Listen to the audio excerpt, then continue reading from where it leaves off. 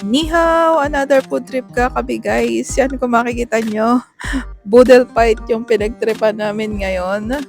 So, hipon, then crabs, then tahong, then marami pa yung kasama. And then, nagpa-reserve nga pala yung kasamahan ko dito. Dito lang yan sa Ansi Kaohsiung. Dito lang yan sa likod ng greenhouse. Tapos, harap ng light on. Unang store yan dito na makikita yung kainan. Ang pangalan is Andres.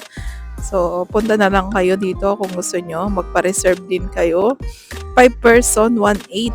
So, 8 person kami. Nagdalawang order kami. Bale, computein nyo na lang kung magkakano kami dyan. So, ang sarap nga dito. May kanin na rin yung kasama. And then, dalawang soft drinks. And then, may unli sabaw na.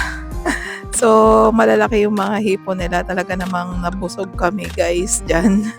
So, sulit na sulit. Sulit yung binayad naman dyan. Kasi yan, ang lalaki ng crabs tsaka yung hipon. So, ayan na nga, may pampukpok din sila dyan. Hiramin nyo na lang kung kakain kayo dito. May mga kumakain din dito, mga short order. Nakita ko may mga lomi rin. So, try din natin yan soon pagka nagkayayaan ulit. So, yun lang guys. Talaga nabusog kami dito. Ayan yung store hours nila. Tingnan nyo na lang. So, maraming salamat.